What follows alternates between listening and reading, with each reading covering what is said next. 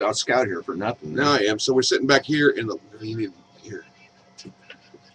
Thought we'd come back into the light some more, maybe, because people were saying I guess we need some front light up here. We do. All right, so here's the scoop. We're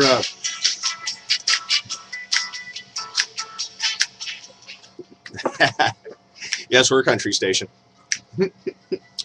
up north. Yeah. We got to move in. This is a great old school. It was built, what'd you say, in 45? 1945 or 1946, I think, actually.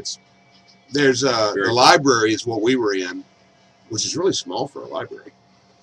But for little kids, little school. I mean, there's a teacher's workroom across the hall that is A, more secure, B, it's got lots of counter space, and C is where the electric panel is. We've got to put 220 in for our transmitters. So. Yeah. Anyhow, yeah, it's we're coming along. We got all. We didn't do a video yesterday, so let's talk about what we did Monday, which was we moved everything out of the pineapple. The SpongeBob SquarePants house, and which is the transmitter. Today we're going to move the transmitter with less help and 200 extra pounds or so in the bottom of the transmitter. There's some transformers. Yeah, three transformers, and well over 200 pounds. One of them I think is 200 pounds. So the other two, well, it's copper coiled, and it's just huge. But we're not going to take that out. So. We got to move that over, and then the electrician goes up, wires that up, ready to go, and then we got to go run. Then the day after, or whatever, we're going to run the coax to the old antenna. We've got a new antenna coming. We've got a new temporary antenna coming. This is our temporary. Everything's antenna. Temporary. Everything's temporary until June. That's when everything will be permanent. But for right now, and we're setting up our little emergency studio today at the site, which is also going to be where the audio goes through from here. Mm-hmm. And this is really cool. And this was actually pre-internet. The codec thing was actually pre-internet. And what it did was kind of the same idea. Is it takes our audio and encodes it, makes it a data file basically, and then sends it up there. And then there's a decoder that blows it back up into an audio file with very little loss in audio. But we're having to use a regular old-fashioned landline to send the data up, which means it's got to go slower, which means the audio file can't be as big as stereo. Now, when I talked to the Verizon guy, and yeah, there was a Verizon guy there at the little Verizon shack across from the school. He was awesome, and he actually used to live in Ridgecrest. I didn't get his name, but he used to live in Ridgecrest, and he listened back when I was down on KLOA every morning. And, for about 20 years. Yeah, so, he gave me some insight as to what was going on, but he also explained that when we do 192, he said we could do 312 on that 320 and not even put a dent in it. For you that don't know what 320 is, as far as bitrate goes, it's the Cadillac of audio files. It's the Ferrari. It is as nice and as fast as it can possibly go. The sound is pristine. So that's what we're going to maybe do. I don't know. Anyway, in the name of being on, staying on, and everything, I still might go with 192. 192 sounds good. I think we should split the difference, go with 256. That's what I've been all of our music files on the computer are 192. All of our commercial files are 192. Yeah, too geeky. Whatever. I've been running 256 for my stuff all the time now. Yeah. Okay, so what else is going on? We got the home show this weekend. Yeah, we'll be out there a couple hours late, 10 to 12 or something. Saturday, yeah. We'll be out there.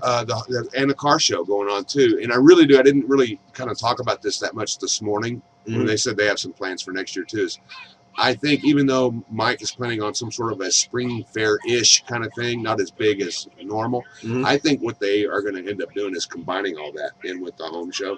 Oh, okay. And the car show, and then maybe a sprinkling of rides. And really and truly, Mike, if you'd like to do is you take the most recent Dare Carnival and just let them set it up at the fairgrounds.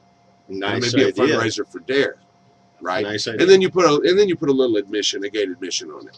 Well, sure. Yeah, because then there's rides, entertainment, and all that kind of stuff. Right. And then, heck, you could even cost a couple bands in their local bands. We've got some great local bands around here, so. Just thinking outside the box. The way things are going to the fair board, James Bell resigned. Which is a crying shame, man. There are 3 openings on the fair board. Of course, we lost Carol Evans. Yeah.